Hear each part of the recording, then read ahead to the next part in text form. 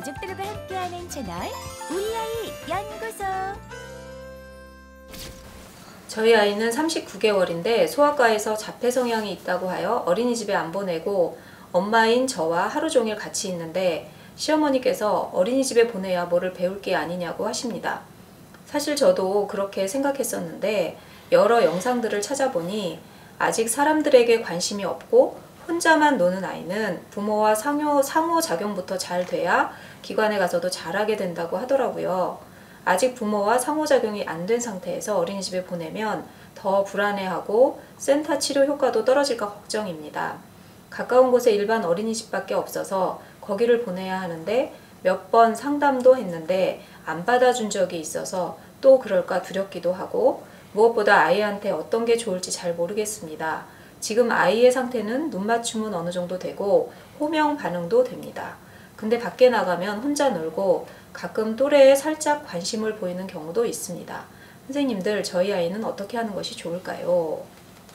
어린이집에 보내야죠. 보내야지. 예. 그게 이제 근데 어머님의 걱정이 되게 맞아요. 그러니까 이렇게 뭐 상호작용이 좀 잘 되고 보내는 게 좋고 무조건 빨리 뭐 보내야지. 그리고 그런데 가야 배우는 게 있지가 꼭 다 맞는 말도 아닌데 지금 이 정도 단계라고 하면 보내는 걸 이제 권하는 이유는 그러면 그거 어릴 때는 무조건 얘를 빨리 사회생활 시키는 것보다 가정에서의 사회성을 키우는 게 더 먼저인 건 맞아요. 맞는데 그러면 얘가 어느 정도가 될 때까지 절대 못 보내? 그럴 순 없잖아요. 그러니까 이제 적어도 만 3돌까지를 이렇게 충분히 가정양육을 하신 셈이기 때문에 그렇다면 이제는 그럼 얘가 뭐 막 사회성이 좋아진 다음에 보낼게요 이럴 순 없잖아요. 그러니까 이제 이제는 보내는 게 좀 맞는 것 같고, 그리고 보내야 엄마도 그 애 보낸 동안에 약간의 시간 여유가 생기잖아요. 그때 이제 애들이 크면 클수록 어느 정도 기간까지는 에너지가 더 넘치잖아요. 그럼 그 에너지를 감당해서 더 뭐 치료센터도 다니고 또 아이랑 놀아주고 이렇게 하시려면 어린이집을 보내고 그 시간 동안 어머님은 뭐 본인의 취미생활을 하시던 아니면 조금 여유, 이렇게 마음의 여유, 신체적인 휴식을 좀 가지시고 하는 게 좀 더 그 효율적인 육아가 되지 않을까 이런 생각이 좀 들어요. 근데 만약에 이 친구가 뭐 정말 그 대소변 훈련이 아직 안 됐다 그럼 그 얘기를 하셨을 것 같은데 그 얘기가 없는 거 보면은 저는 그거가 가능한 친구라고 생각되거든요.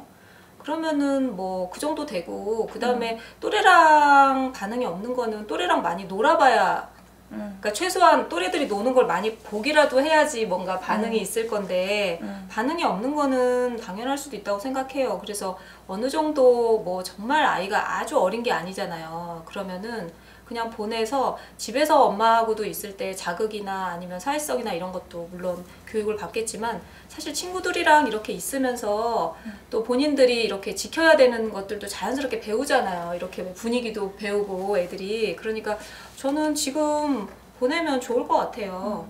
그냥 본인이 감당 가능한 거. 지금 그러니까 중심을 딱 잡으셔야, 어머니 말씀도 아니고 의사 선생님 말씀도 아니고 일단 내가 가능한지 체크해 보셔야 될 것 같아요. 근데 나는 좀 심적으로, 물론 이제 그런 게 가능한 친구더라도 사람이더라도 내 시간이 분명히 존재하면 훨씬 더 효과적일 수 있잖아요.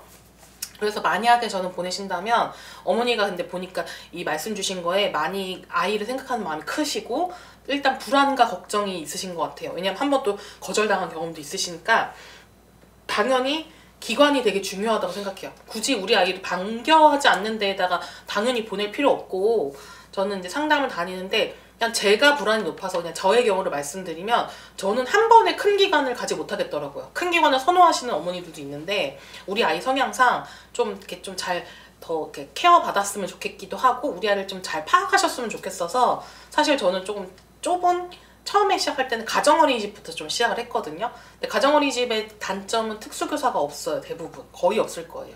그 대신에 인원도 좀 작고 약간 집이랑 비슷한, 크게 다르지 않은 환경과 사이즈에서 시작할 수 있어서 제 시작은 그렇게 하고 거기서 좀 적응이 되면 이제 뭐 가정어린이집도 그래서 뭐 6세 이상은 안 받고 이런 집들이, 그런 그 규정들이 좀 있어요. 내가 더 다니고 싶어도 거기는 그런 그 환경 때문에, 환경적인 조건 때문에 이 이상부터는 이제 다닐 수가 없다 이런 게 있어서 저는 처음에 그렇게 하거나 아니면 큰 기간을 보낸다 하더라도 어머니가 좀 정하시면 좋을 것 같아요. 만약에 뭐 오전 시간만 보내고 뭐 밥만 먹고 내가 일단 데리고 와서 오후 시간은 어차피 치료실도 가시고 내가 또 얘랑 또 개인 이런 것도 하고 싶으시면 그냥 처음부터 무조건 풀로 우리가 다른 영상에서 뭐 직장도 마찬가지고 우리 아이들은 꼭 다른 환경에 적응할 때 무조건 다른 아이들과 똑같은 조건으로 다 시작해야 돼 이런 거는 아닌 것 같고 실제로 장애를 안 가진 친구들도 요즘에는 또 특히나 더 어린이집 기관에서 적응 기간이라는 걸 보내요. 뭐 처음에는 엄마랑 같이 여기서 있다가 엄마가 뭐 한 30분 있다가 또 빠지다가 이렇게까지 차근차근히 하는 데도 있고 하는데 뭐 가능하다면 특수교사가 있는 환경의 어린이집이면 더 좋겠지만 찾을 수 없다고 하면 이런 성향에 좀 약간 낯선 환경에 좀 민감한 친구들을 좀 그래도 잘 케어해보고 그런 거에 대한 부담감이 없으신 기관을 잘 선택하셔가지고 고르시면 나을 것 같고 예를 들면 어린이집 다닌다고 해서 치료센터에 뭐 효과가 떨어진다거나 이런 걱정은 크게 안 하셔도 될 것 같아요. 왜냐면 많은 친구들이 어린이집 다니면서 센터를 다 다니고 있기 때문에 그러면 그거는 그냥 우리가 안 해본 거에 대한 걱정일 거다. 그리고 좀 더 희망적인 건 아이가 눈 맞춤도 되고 후명 반응도 된대요. 그리고 가끔 나갔을 때 또래한테 관심도 보인대요. 그래가지고 저도 선배님들 말씀하신 것처럼 그 단체 생활의 규율을 큰 범위 안에서 얘가 배우는 거 꼭 지키지 못하더라도 좀 속도가 늦는 친구들도 있을 수 있거든요.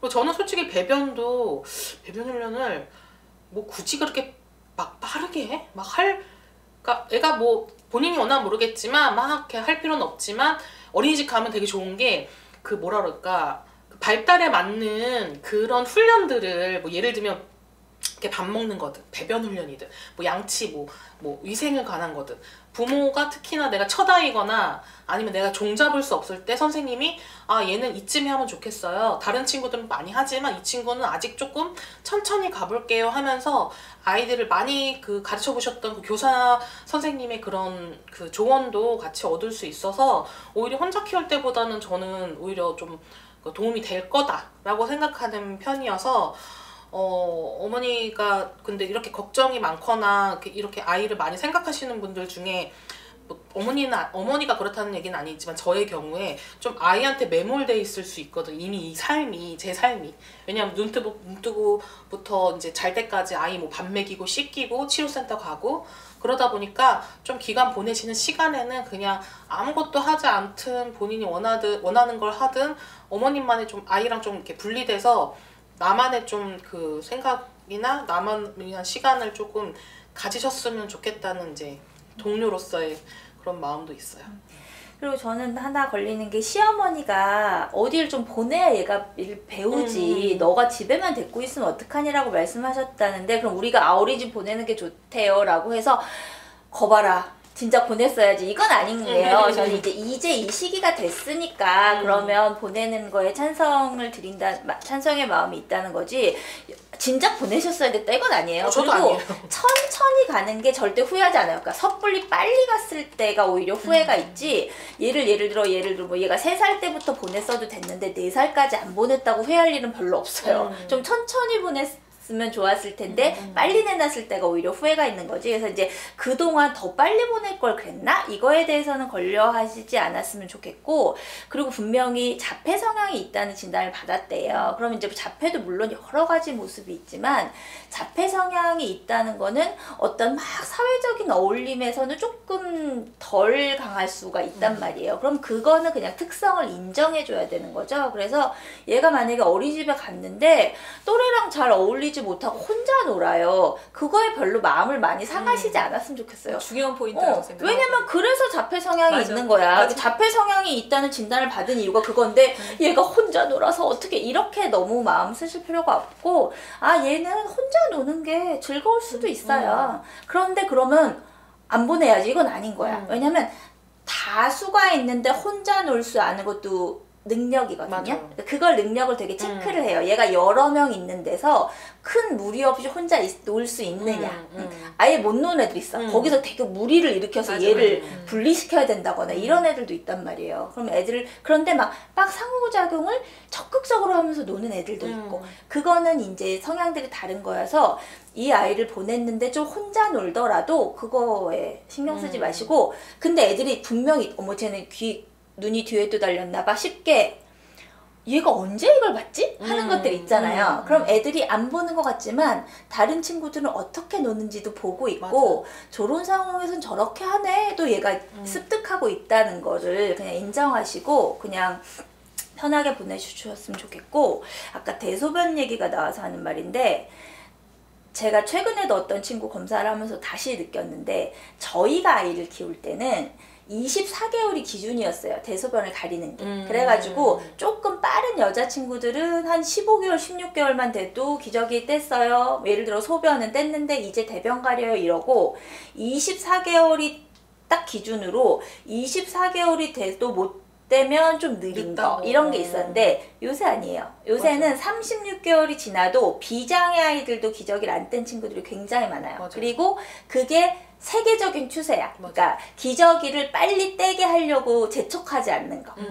그래서 배변 훈련은 분명히 하지만 그래서 그 속도가 굉장히 늦어졌어요. 그래서 예전에는 24개월이 딱 기준이어서 엄마들이 벌써 두 돌이 됐는데 못해. 그러면 열심히 배변 훈련에 박차를 가하고 약간 이런 게 있었는데 요새는 이거를 너무 빨리 하지 말자. 그리고 배변 훈련이 굉장히 잘못되면 트라우마가 남을 수 있는 민감한 부분이다 보니까 천천히 해요. 그래서 비장애 아이들도 40개월이 돼도 기저귀 차고 있는 경우 굉장히 많아요. 그래서 이제 근데 이제 훈련은 필요한 나이인 거는 맞고 그래서 그냥 그것도 좀 천천히 생각하면서 가시면 될 것 같아요. 발달장애인 가족들과 함께하는 채널 우리 아이 연구소.